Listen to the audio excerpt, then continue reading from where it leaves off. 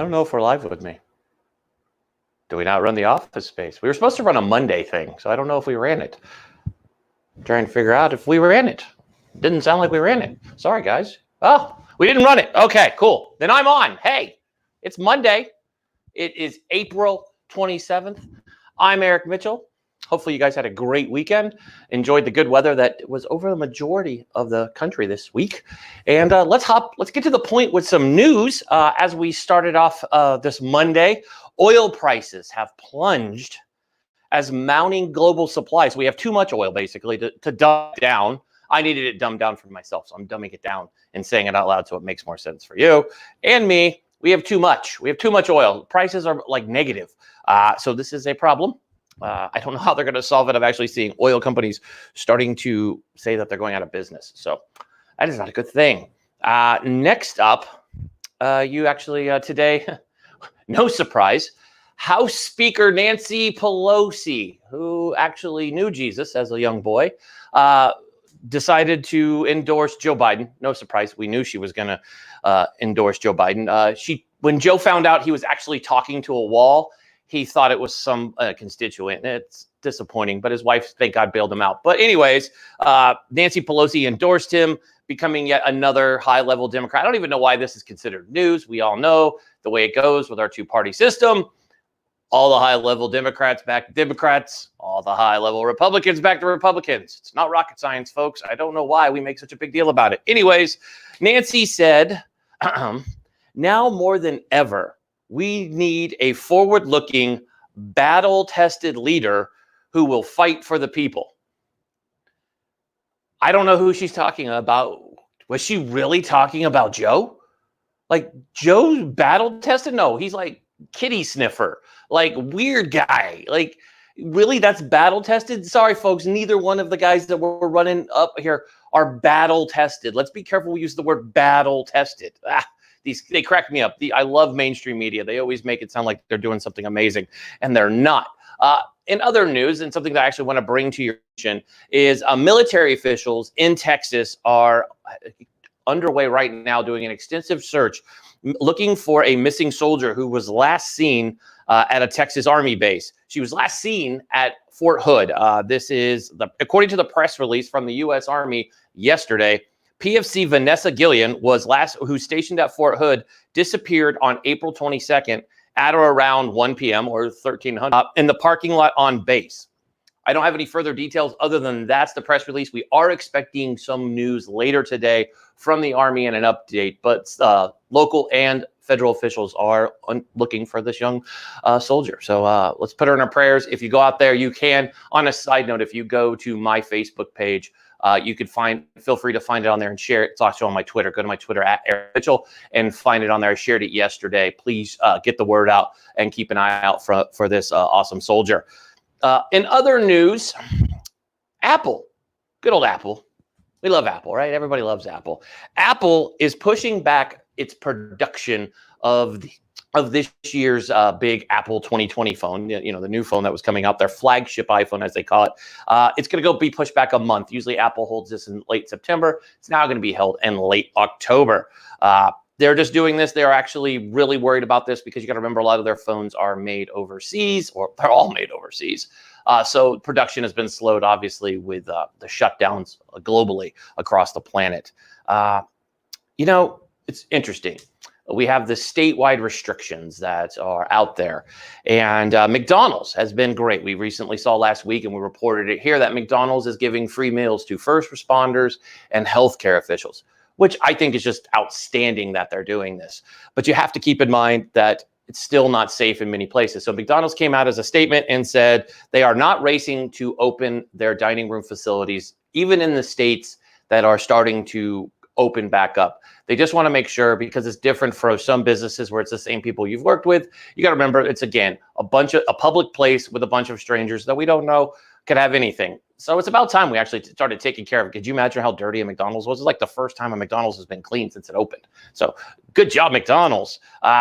In other news, and this has been a big one, last week we talked about it here on the show, Americans' support for mail-in ballots absentee ballots, for those of us who have been doing that for a while, has jumped. No matter what, I know the president has said he doesn't support them, and I know some Republicans in the Republican Party don't support them, but support for this has started gaining traction. In fact, a new poll from the Associated Press Center for Public Affairs Research finds that Democrats are more likely than Republicans to support their state conducting elections exclusively by mail.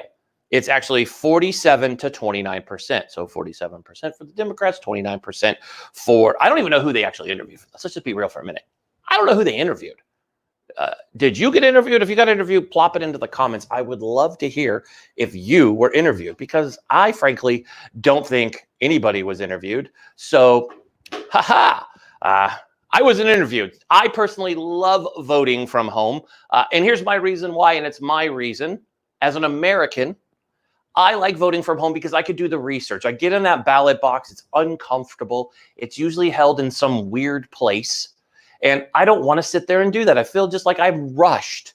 I got to stand there with this pen. Instead, at my home, I can do the research that I want to do and make sure I understand it. Because really, who's reading that thick thing they send you in the mail? Very few people. I'd rather look it up online, get the research done, and do my due diligence as an American voter. It doesn't matter what side I'm voting for. It's our right to make these decisions. They should put it to us, not politicians making decisions for other politicians. And you could take that to the bank, Republicans and Democrats. It's time to clean house, folks. We need to do our research. And know what? You're going to say there's cheating on either side of the plate. We're always going to blame somebody. This is the new America, is blame somebody. So folks, make decisions on your own. Call your representatives and tell them you want to vote by mail. You want to do the right thing if that's what you want to do. Don't let politicians decide your life for you. That's just simple, folks. That's why we have this show.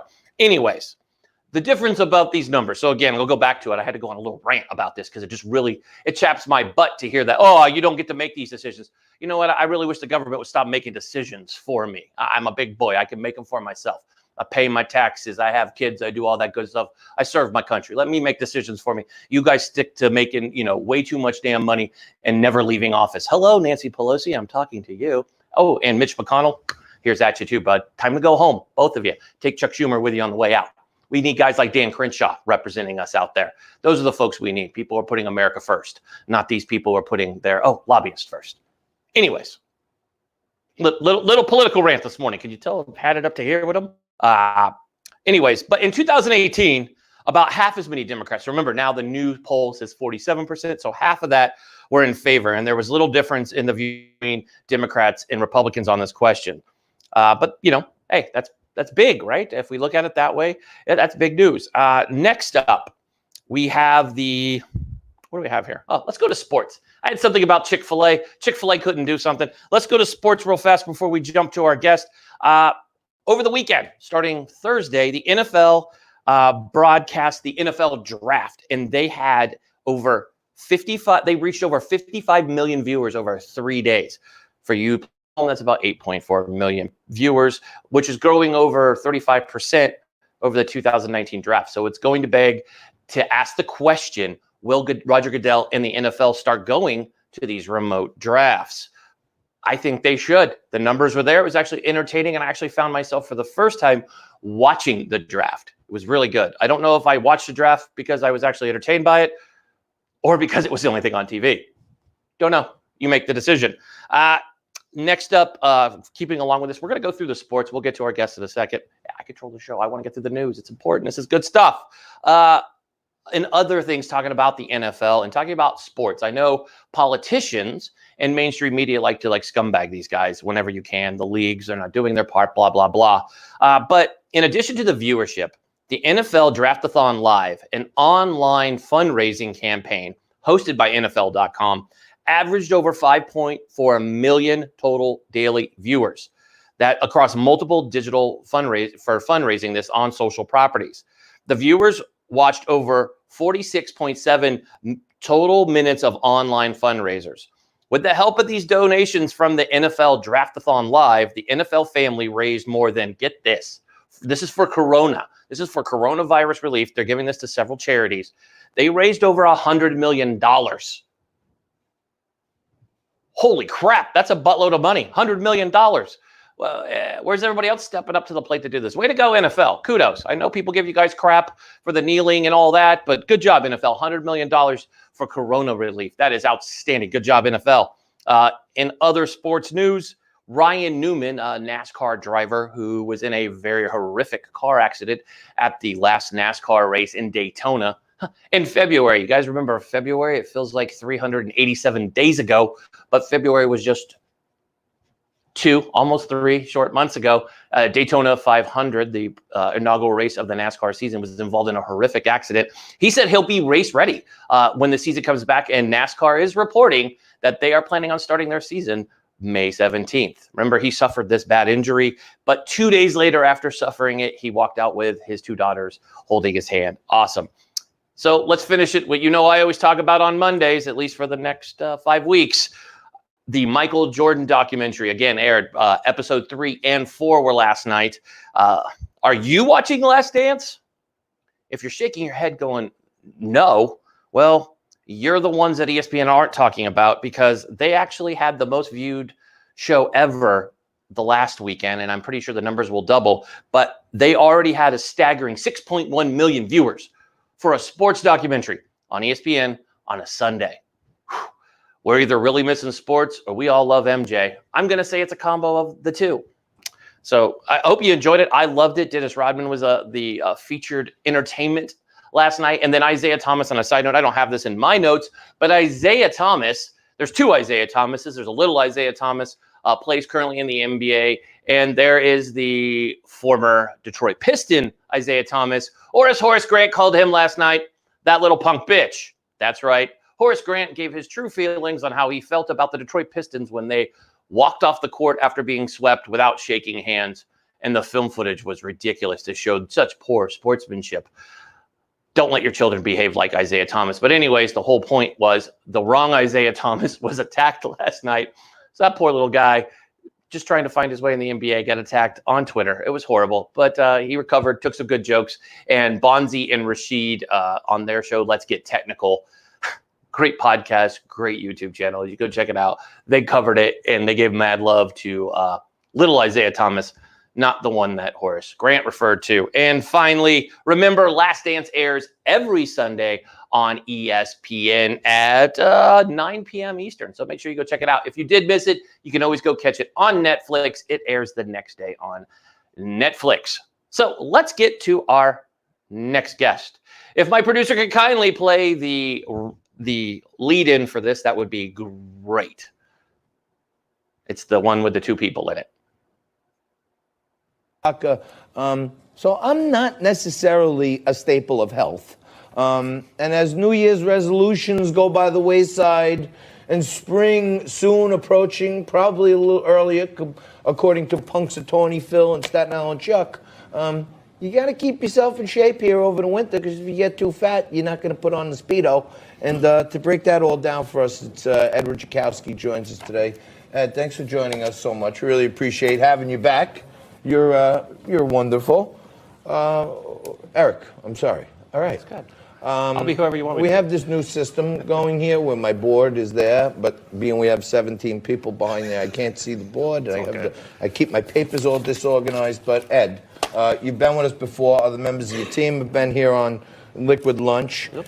And, I keep trying to find out, is there any simple things folks can do at home to keep themselves in a little better shape? A lot of our audience, they're aging, and they wind up, sitting on the couch and all that other stuff. What can they do to keep themselves a little more fit? One of the things I learned, I spent several years in the Marine Corps, so of course we like physical fitness. I don't know if we like it. We're not given really much of a choice. That's true. So I would say you should go running and doing all that. But, one of the things I found in the last year, I've lost over 55 pounds. So I would say watching what you eat, keeping your nutrition and everything set that way. You're watching your weight. Marines seem to be like, always in shape. But when we get out, we like food. So are there healthier foods people could be eating? You're in great shape. I'm out of shape. But what are healthier foods people could be eating? Absolutely. You should be, I always say that you should be following, like the keto diet is one of the bigger diets that you should be following. So that's a big one. So, I also... Well, we're going to do some changing here because apparently some guests struggle with being on time. So we're going to move around. And I apologize, guys. I also am hearing that there's a delay. I'm going to tell you that this is modern technology. Please stop messaging us, telling us it's lagging. We don't need everybody telling us. We understand it. We do not control it. That's Facebook and YouTube. So please, I beg you, I'm getting a ton of messages. We don't control this. So just bear along and play along with us. We're doing the best we can. So I just friendly reminder to folks, we don't control. If it's lagging, I apologize. What we're going to do is we're going to jump ahead to what was supposed to be guest number 2. So another show that we're just going to go move everything around. Hi, it's Monday. Can't wait. So we're going to bring on our next guest, and our next guest has a great topic for us that we are going to enjoy, and we're just going to have a great time. So let's bring on our next guest. Let's welcome Lucie Mitchell to the show. Hello. Hello. How are you? Welcome to this Monday, which I know you're on a little early, a whole lot early, but hey, we're here. So anyways, we're here. It just amazes me, technology. But let's talk about, we've been talking a lot about coronavirus on the show. I know you were here 2 weeks ago, and we talked about things that people can do to keep a positive mind, especially with their children. But today, I know that you had a great topic, and we discussed it yesterday, and I loved it. So let's jump in. A lot of people are finding themselves, I know every Sunday I get that reminder from Apple that I'm spending too much time on my phone. And I know we all are getting them. So let's jump into that. I know that kind of tell us about technology overload. I know our kids are always on their devices, and it's easy to kind of get sucked into that. So, how can people prevent that? What are some steps that you see people doing that are successful to kind of get the family atmosphere and taking this time that we're all together and spinning it into something positive? Well, first of all, thank you for having me back on. I enjoy it, and I greatly appreciate it. And when you came to me and you said, or I asked you, I said, well, what do you want me to talk about? You said, I don't know, pick a topic. I kind of sat there and I thought, okay, I think I'm a leading expert on, and I'm a CEO. I wear many hats, and I kind of just had to sit there and think about it. And I did step away from my computer and from my phone, from all technology. And the first thing that I noticed was, why are my eyes burning? I'm looking at a piece of paper.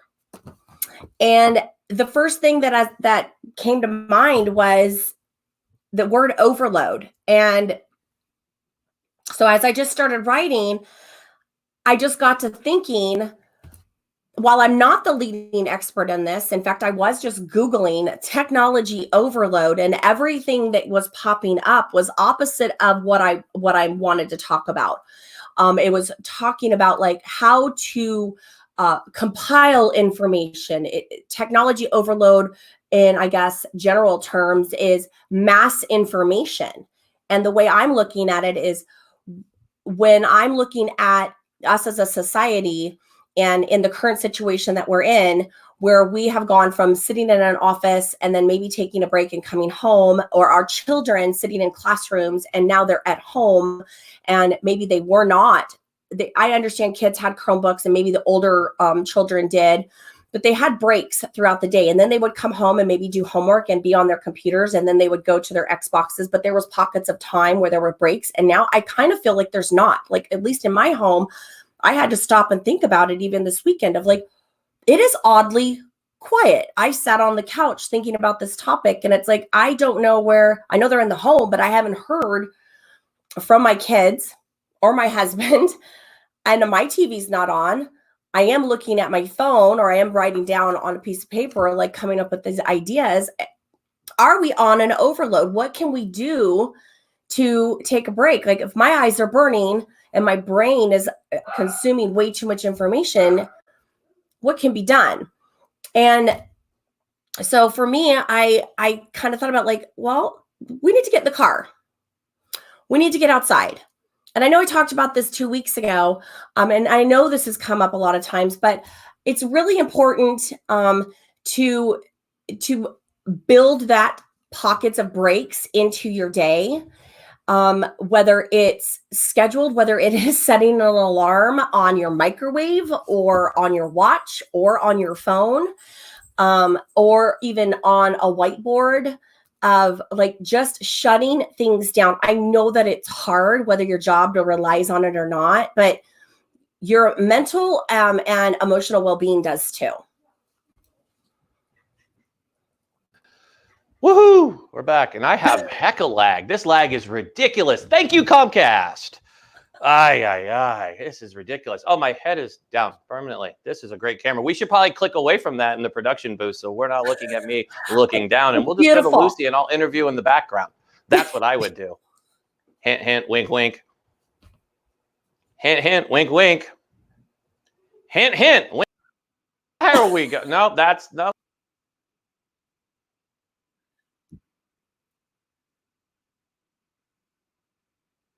I could just keep talking if you'd like.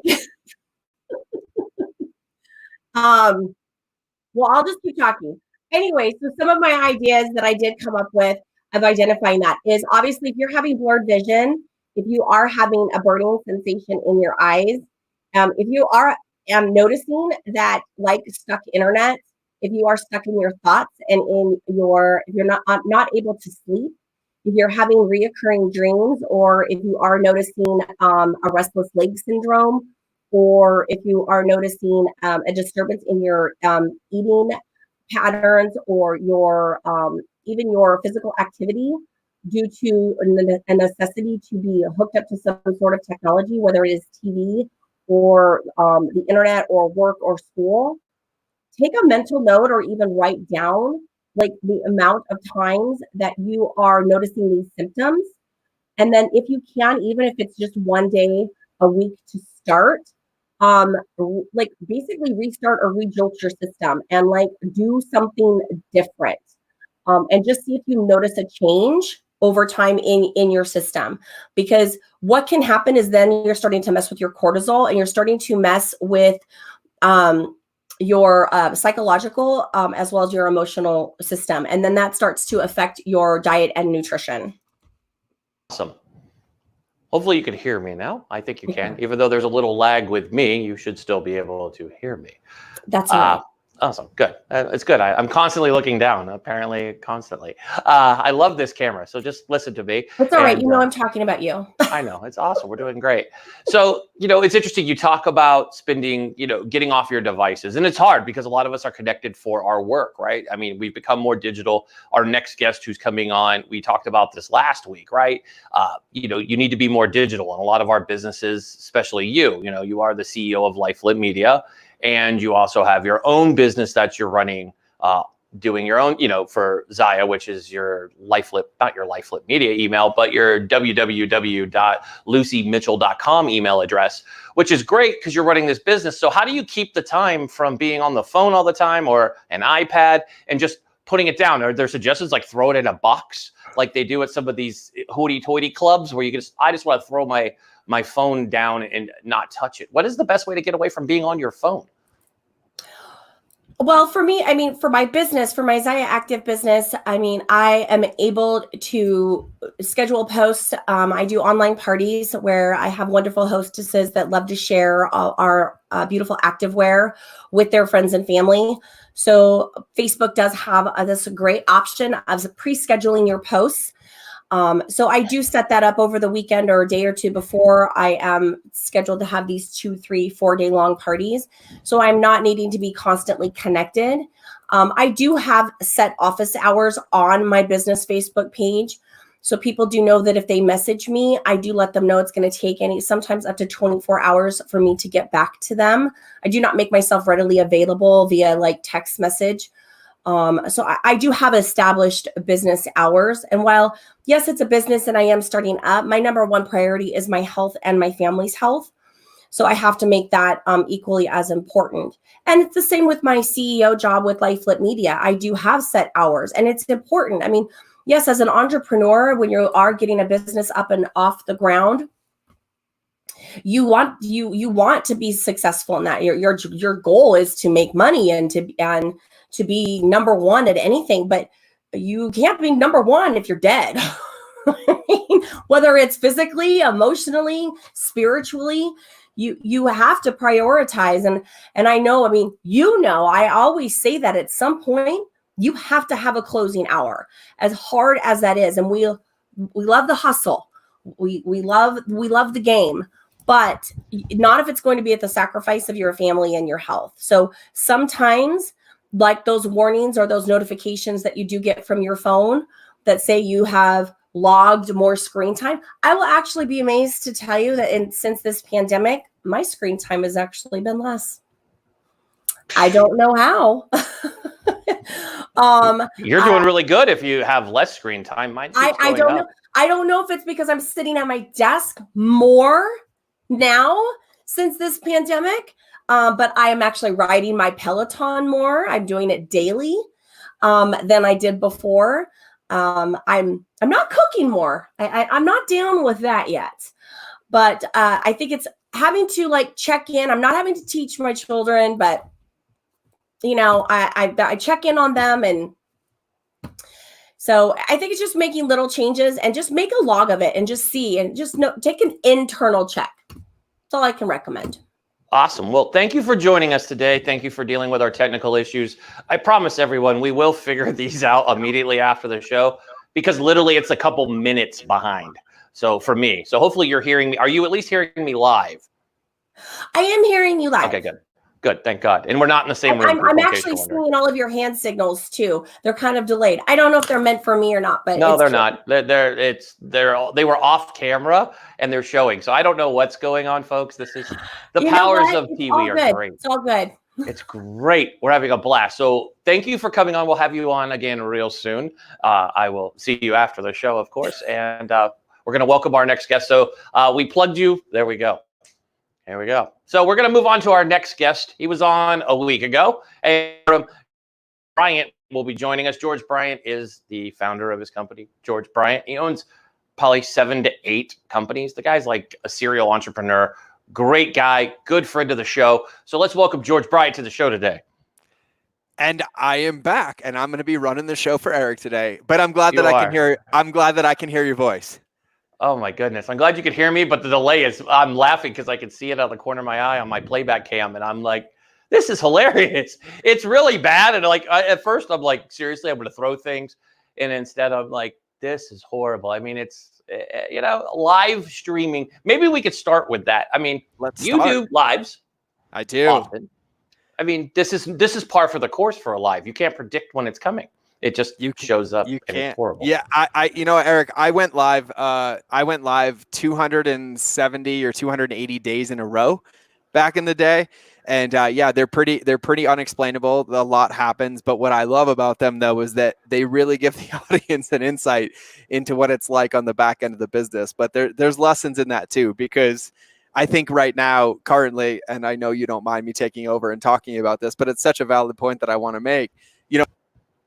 The world with, quote unquote pandemics and all these different things. We talked about this briefly last week, but we're starting to see all the cards kind of hit on the table, right? Like where people's loyalties are, how they see the world, how they see business. And this gives people the opportunity to see what it's really like behind the scenes, and they start to trust and they start to feel safe. And that's why I love the Power Live video. And I know, you've had Joel on, and, Joel was one of the pioneers when it came to like live streaming and live video.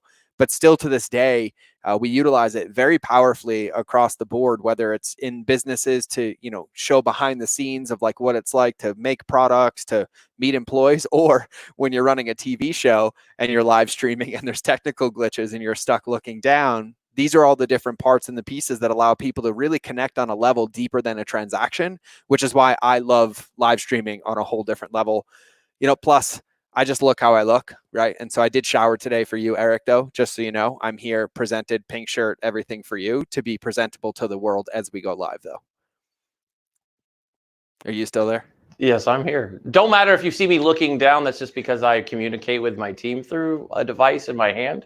So we're going to practice looking up. So moving forward, I'm going to be doing a lot of looking up. But just go with what I say. Everybody play along. you hit the nail on the head, right? A lot of technology, we are pushing the limits. It is a Monday. A lot of things going on in the world. Everybody is online.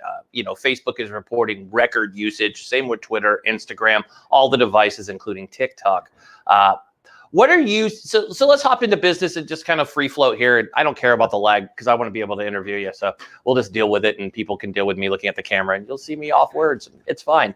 But let's talk about business, right? So here we are. You're in California. For most of the country, business as usual it's just not going to be. We're all back, as I've been saying since this started. We're all in the same boat rowing, right? And it all depends on what kind of rower you want to be. Are you going to be that one guy who's not rowing, or are you going to be with everybody giving your fair shake to row? The workforce has changed. We're all at home. Going back isn't going. I don't think it's going to be. So what do you think about these? So let me ask you. My question is this. What do you think about these businesses, bigger brands and some small businesses that were renting spaces, have seen how well their team produces outside from working from home, and are like, hey, we're not going back. That saves us millions of dollars or hundreds of thousands of dollars. You think that's safe to say? Oh my God. I think, right now, commercial real estate is going to be a really scary game. But there's two things that I think are happening, Eric, and you completely nailed it. So first, because of this, it single-handedly eliminated the biggest problem I see in most businesses, which is micromanagement, because they literally physically cannot be there, forcing their hand over the shoulder, walking by desks. And so, if you're familiar with spiral dynamics, it's moving companies more towards like a self-management or teal position, which I absolutely love. But what I also love is that the byproducts of this is it's really shown how nimble and able companies are to pivot and support their teams. And there's a lot that can be done remotely. And, my whole team's remote. Every one of my companies, in some of them, we have 30 plus employees remote all over the world, and we work very efficiently that way. But yeah, I think there's no, in my opinion, going back. And I think the people or the companies per se that are like, we're going back, is they're trying to seek some level of normalcy.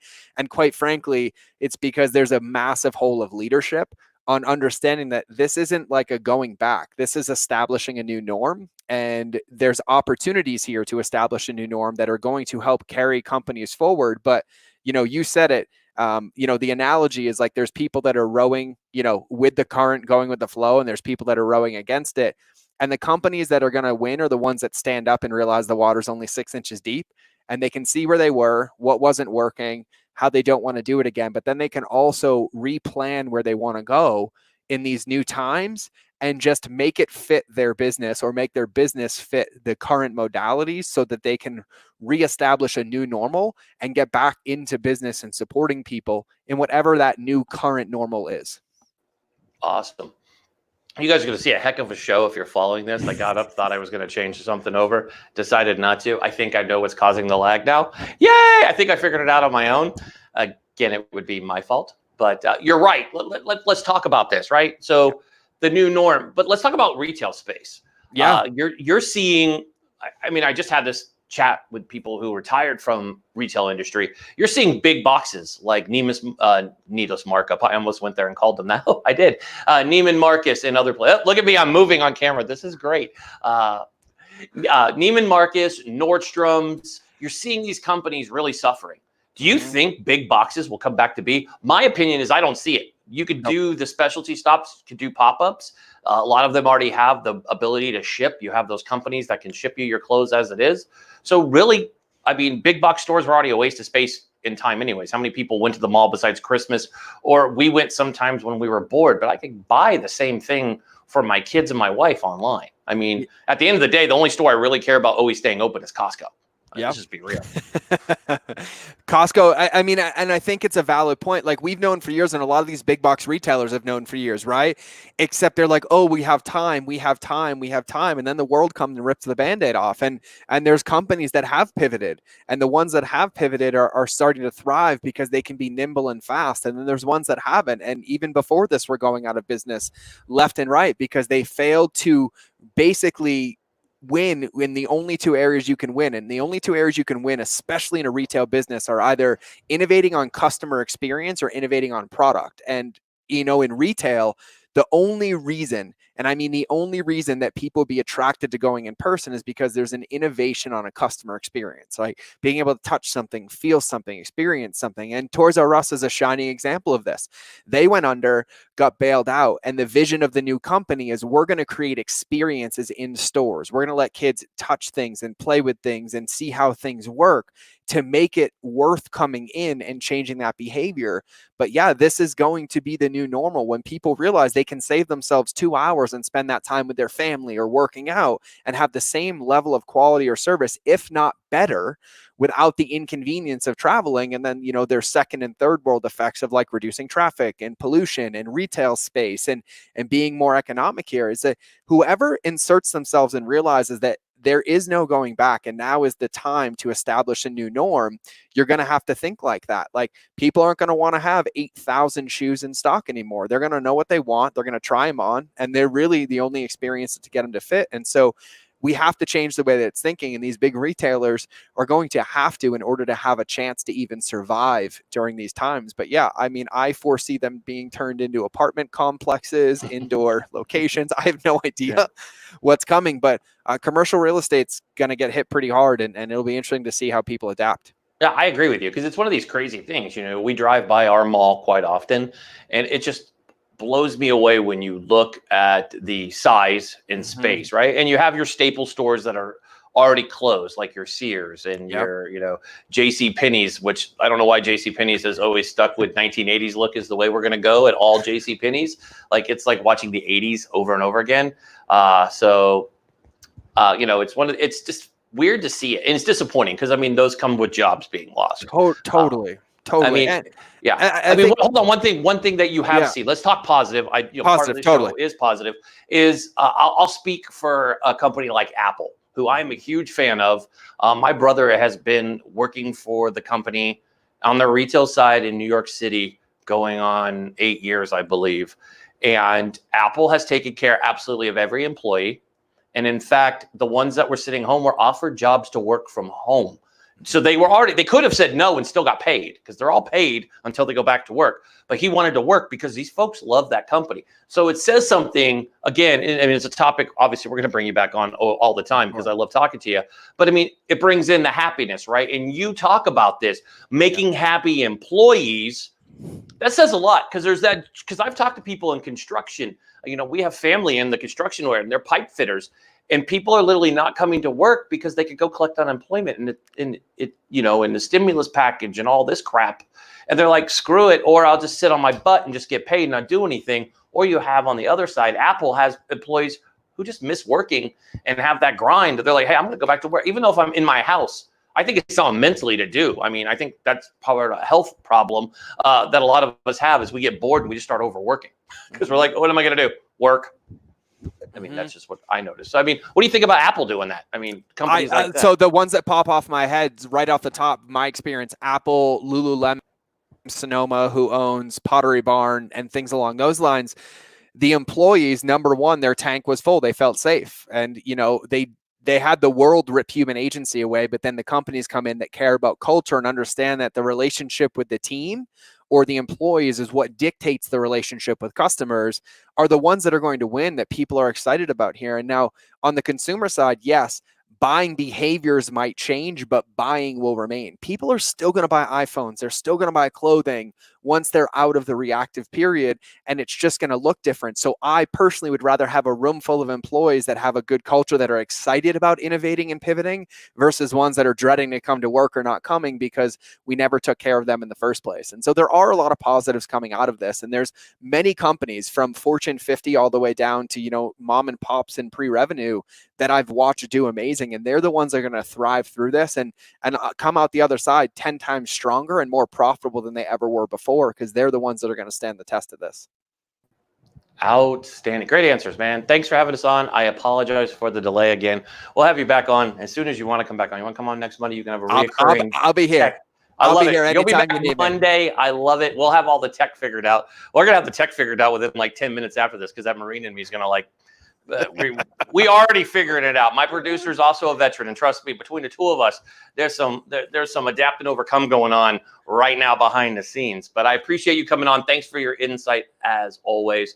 And tell the folks how they could get a hold of you. You had a lot of fans the last time you were on, so I'll make sure you plug yourself away. Yeah, thanks for having me. It's always a pleasure here anytime. The best place to find me, the easiest place is mindofgeorge.com, mindofgeorge.com. And we'll be here to support you any way we can. So have a beautiful Monday, and I will see you next week. Awesome.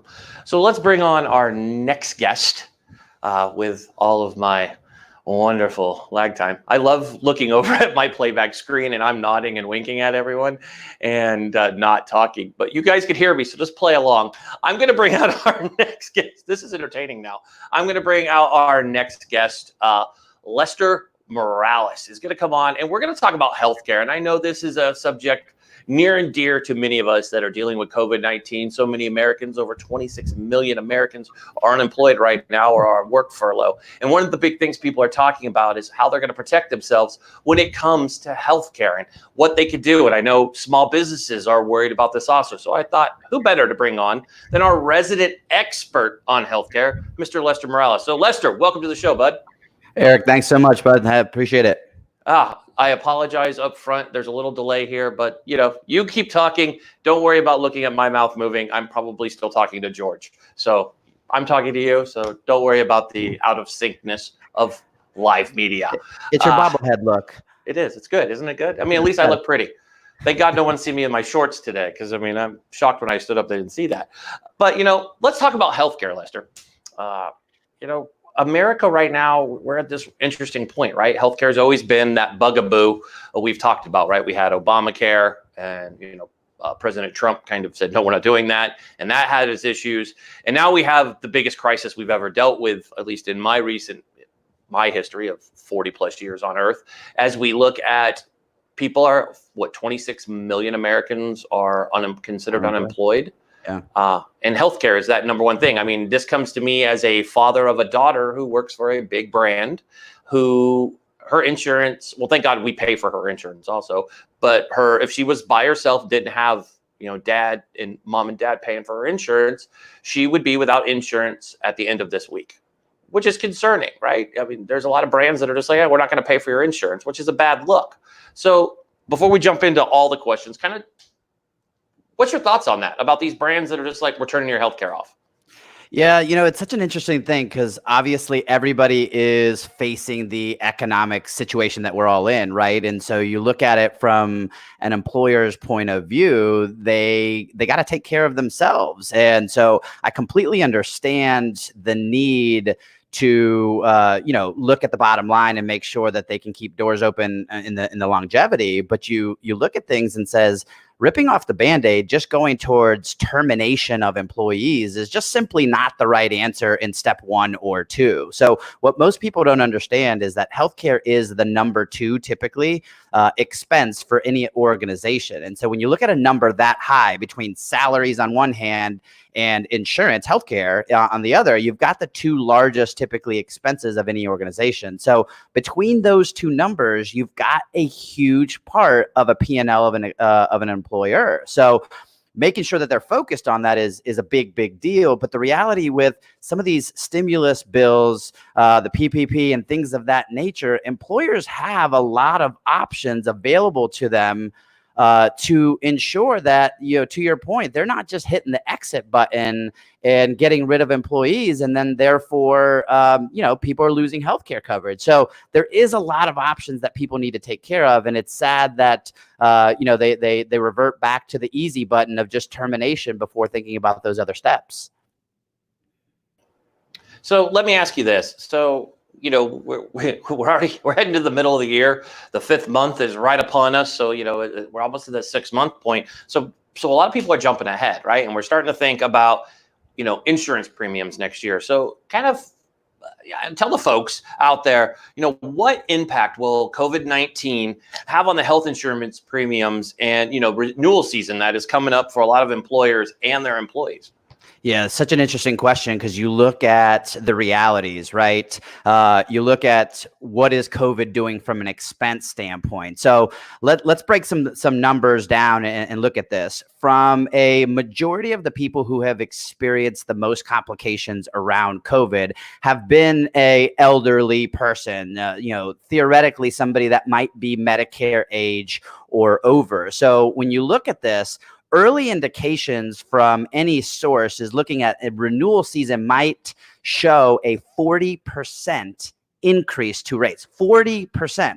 But when we look at things, the actual utilization of healthcare is actually down. So if you can think about that, most surgery centers, most imaging centers, things of that nature, most elective procedures can't be had right now. So the reality of what is actually happening in healthcare right now is you either got COVID cases on one end or you have emergency room, right? You have Johnny that decided that he was going to play Tarzan off of the kitchen counter and bust his head open. But outside of that, when we look at actual claims activity, it's actually down, sometimes as much as 50%.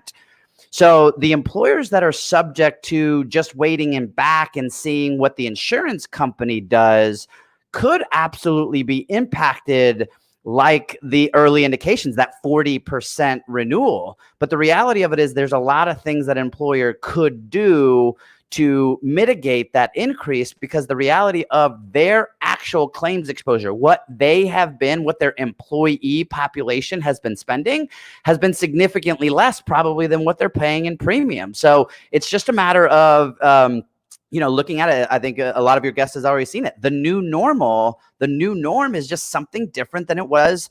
And going to your big box, in our world, is the big box insurance companies, and just buying something off the shelf probably isn't the right deal. If there are so many factors and employers out there that have not seen a huge impact, would renewals be across the board? I mean, how's that going to work with everybody coming up? I mean, how's that going to work? Yeah, the interesting part, it'll really depend on a couple things. One, I think the reality of it is the insurance business is a regulated business, right? So arbitrarily, people can't theoretically just increase rates because they want to. They're going to have to show some either current financial loss, hey, they paid a lot through this COVID scenario, or that they feel in 2021 that the lasting effects of COVID are still out there and looming. And so the reality of it is, if the insurance companies do get what they want, and let's be honest, if the money that they are making as, big giants is due to premium coming in the door, obviously increasing premium is good for business. But the reality of it is, employers who are looking at things outside of just buying it off the shelf, moving their financial vehicles, becoming self-funded, looking at these things can really do something very, very impactful for them and control their own destiny. I love it. This is so it's mind-boggling. I'm taking notes here. I mean, the delay will show me taking notes, but if you don't believe me, right now it just looks like I'm talking or looking off while you're talking, and it looks so rude. I'm actually really entertained by watching myself. I'm like, wow, if you watch this and don't know the context of what we're talking about, it could look like the host is a complete jackass. Just say. We don't think you are. Don't worry. Yeah, good. I love it, man. But so let's go with this one. So with all of this that you're sharing, what would you recommend? Now, let's talk about these employers. What would you recommend an employer, a CFO, a CEO, or someone in HR that's in charge of HR and benefits watching this to do to mitigate the impact that COVID-19 is going to have on the cost on their employees? Yeah, I would 100% think that using every available tool that they have at their disposal right now. So if there's an organization out there that hasn't filed for some of these SBA, PPP, all of these government assistance programs, they absolutely 100% need to. Second, I would absolutely understand what their current utilization is this year. And if they feel that the utilization that they've been experiencing, which should be available to them at least in a premiums versus claims analysis, they should understand what position that they're in. And if they're in a positive position, really looking at a couple of key things. One, they need to change their funding strategy and become a self-funded employer. And that just simply means that they're paying their own claims. use, not just handing a dollar to the insurance company. And if the dollar isn't used, it stays in the pocket of the insurance company. This is a dollar that's unused stays in their pocket. So that's one. Two, as we've seen right now, the accessibility to healthcare in a time like this, talking about the big box, the reality of it is, think about the way we access healthcare. If employees had more virtual and telephonic means of accessing healthcare, the reality of it is controlling those things are very, very important. So those are two key things. And I would say the third thing is we need to think about what is going to actually occur when the employee population, when members are able to go out and start accessing healthcare again. Are we going to have a big tidal wave of people going out and getting that knee surgery, getting that colonoscopy, getting those things that we probably want people to do to stay healthy? But the reality of it is, and I'll leave you with this, general thought: people shop more for the car that's in their driveway or the flat screen on the TV than they do their own healthcare. So truly understanding and being in a plan that allows you to understand the cost and the quality of the places in which people are accessing healthcare is hugely important. And I would say those are the three fundamental things an employer, a CEO, CFO, HR benefits should be looking at here coming into their renewal season. I love it, man. This is some great information. I mean, hopefully if you're a CEO or CFO or anybody who is in charge of these things, especially when it comes to health insurance, you need to be making this priority one. This is one of those things that our country is going to just get slapped coming up here in the near future. And I mean, it's probably good for your business, but it's great that you're out there to talk about this. I'd love to have you back on from time to time to discuss this, because I think, number one, a lot of people who are out here, they don't know where up from down, right? Some people don't know when they're going to go back to their jobs. You don't know state to state.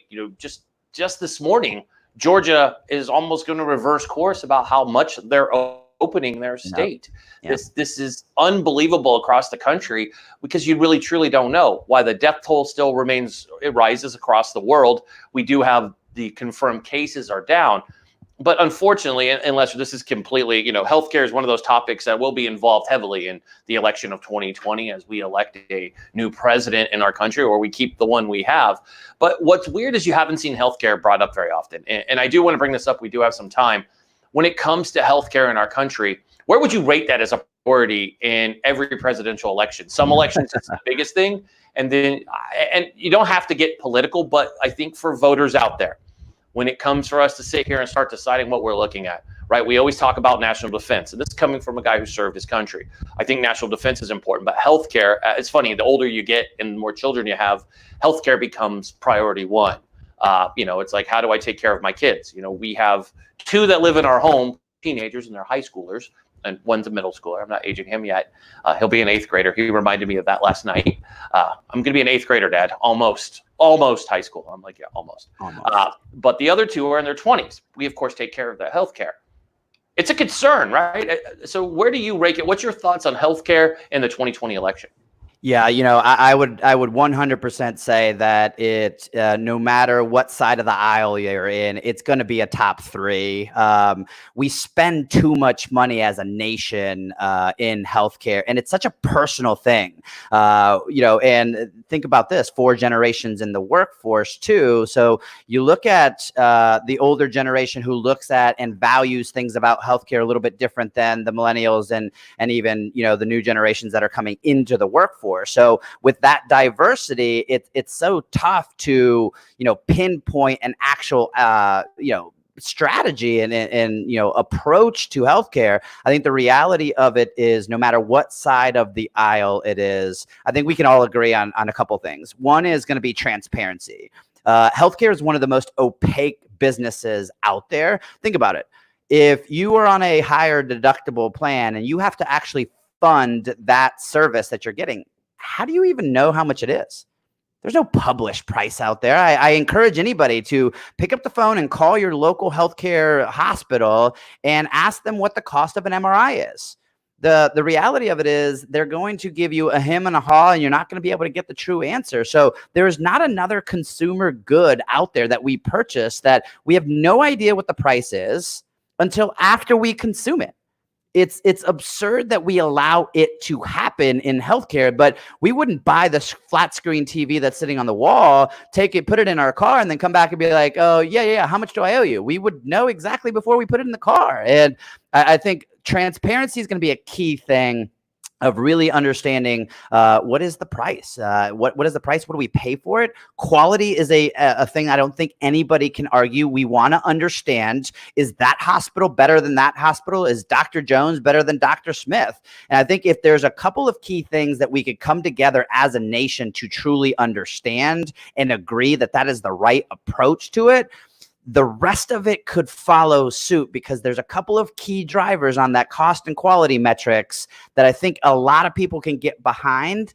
And the challenge is the people who don't want that to be seen spend a lot of the money lobbying. And so that will be the trick as we go into this next campaign season. Awesome. So we have questions. I love it. I love an interactive audience. And that's what we'll do, if you don't mind. So we do have a question that came in, and, Lester, folks do want to know where they shop for this option. That's an interesting. I hate answering the it's a loaded question, right? Yeah, it's a vague question, because the answer is it depends. It depends if they have an employer. It depends if they're an individual and they're shopping things on the exchange. It depends on what structure their health plan is in. But I would say this.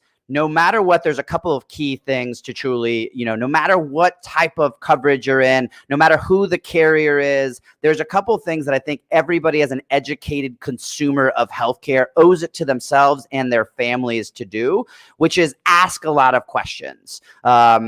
Typically the doctor is the most trusted profession. They tell you to go do something. They tell you to go somewhere, and we tend to just take that as gospel. And so I think asking a lot of questions as to why is there another option? Hey, do we know the quality metrics in there? How much is that going to cost? Things that we've never actually thought about asking, because most human beings think the cost of an office visit is their $25 copay. The reality of that is that's $150 of cost that's getting run through the insurance or their employer, depending what it is. So I think asking some key questions, no matter what type of plan, because I hate not answering the question that was asked, but it really truly depends.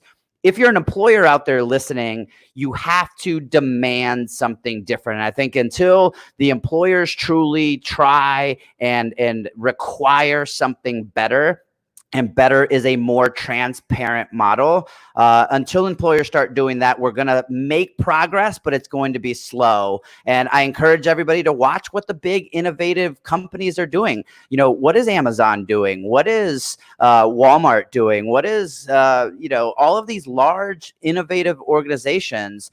Those strategies that they're deploying with helping their employees understand where to go, how to go, incentivizing them when they do the right things. Those are all things an employer with 10 employees can do, but they have to look elsewhere than where they're looking today. Absolutely. Well, Lester, I don't want to take any more of your time. You have been so informative. It's been outstanding interviewing you, my friend. So much information. Before you go, let everybody know out there that's listening, if they have more questions, obviously, please don't ask them to me.